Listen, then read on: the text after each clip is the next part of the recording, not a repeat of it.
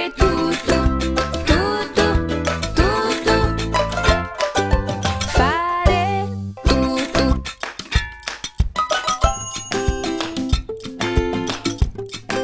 Yorana! Yorana! Comment ça va ce matin? Ça va, bienvenue chez nous.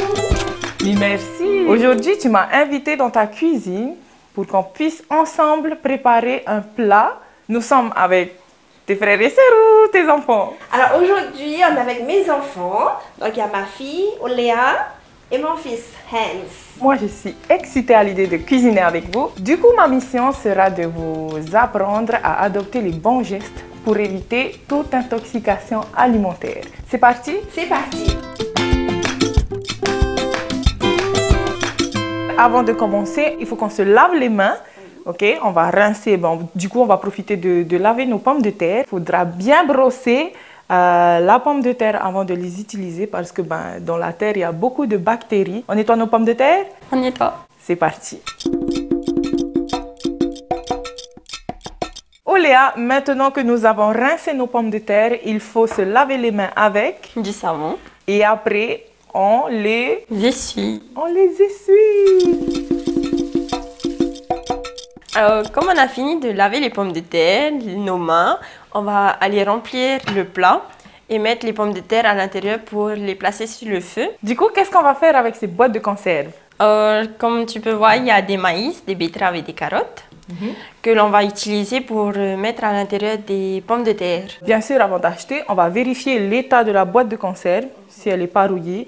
Et surtout la date. On va les rincer, ça peut être vecteur de maladie. Et encore, quand tu vas les ouvrir, si ça fait un petit pchit et que ça sent mauvais, n'hésite pas, il faut jeter. D'accord, ma grande? Oui. Est-ce que tu as nettoyé ta planche et ton couteau entre chaque étape? Oui. Même tes mains? Oui. Check. Ça, c'est les bons gestes à adopter. Alors, c'est moi qui vais préparer la mayonnaise. Nous allons utiliser un œuf cru. Quels sont les risques, dis-moi? On peut avoir des risques d'intoxication avec la salmonelle.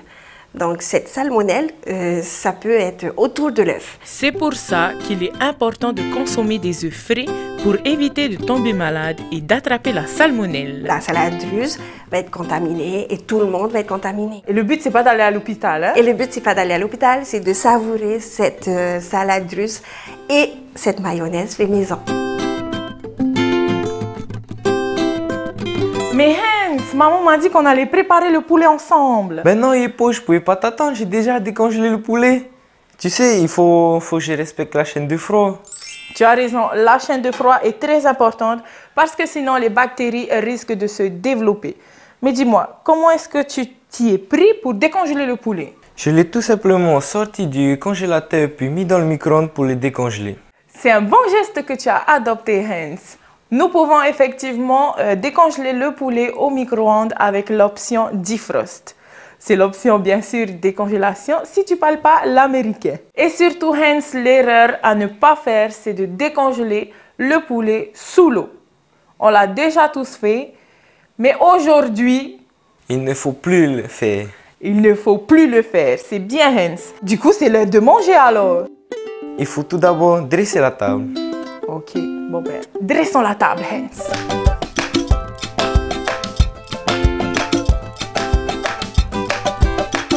Merci Doris, merci Oléa, merci Hans de m'avoir invité dans votre cuisine. J'ai vraiment apprécié partager cette expérience culinaire avec vous. Quant à vous, à la maison, n'oubliez pas les bons gestes à adopter pour rester en bonne santé. Nous, on se retrouve dans un prochain Fare Tutu. Et nous, Tam Amete!